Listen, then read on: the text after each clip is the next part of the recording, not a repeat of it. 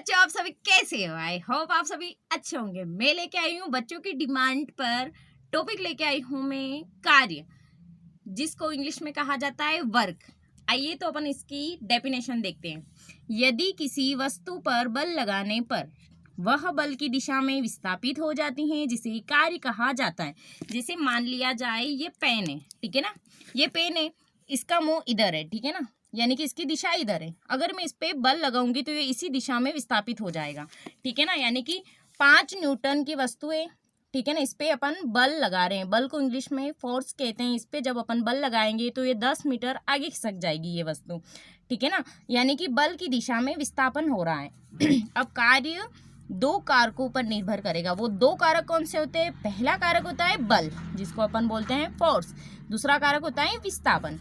5 Newton, ठीक है ना, बल लगा रहे हैं, ये कोई वस्तु है, यानी कि एक 5 न्यूटन का बल अपन इधर दिशा में लगा रहे हैं, एक इसके विपरीत लगा रहे हैं। तो इस दिशा में, एक इस दिशा में लगा रहे हैं, एक इस दिशा में, यानी कि दोनों ही दिशा क्या हो गई? एक दूसरे के विपरीत हो गई। बीच में क्या है? वस्तु है। तो विपरीत दिशा में बल, कार्य क्या होगा? किया गया कार्य क्या होगा? शून्य होगा। नोट, यदि किसी वस्तु पर बल लगाने पर उसमें विस्थापन शून्य हो तो कार्य का मान क्या होगा? शून्य होगा।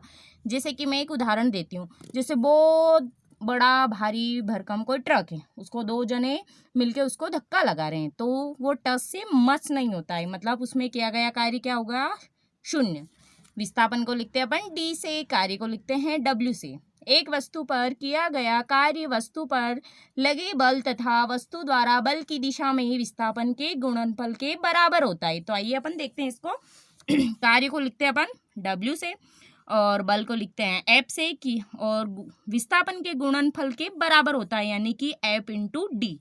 कार्य बल इंटू बल की दिशा में विस्थापन, तो अपन कार्य को लिखते हैं डब्ल्यू से, बल को लिखते हैं एफ से, बल की दिशा में विस्थापन को लिखते हैं एस से।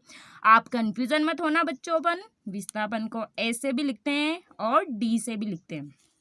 कार्य एक अदिश राशि होती है। अदिश का मतलब होता है दिशा का बोध नहीं होता है, और इसका मात्रक क्या होता है? देखिए, मात्रक क्या होता है? न्यूटन मीटर, या इसको क्या कहते हैं अपन? जूल। तो बच्चों, कैसा लगा आज का धमाकेदार वीडियो? आपको पसंद आया हो तो लाइक कीजिए, सब्सक्राइब कीजिए और बेल आइकन को प्रेस कीजिए। मिलते हैं अपन नेक्स्ट वीडियो में। धन्यवाद।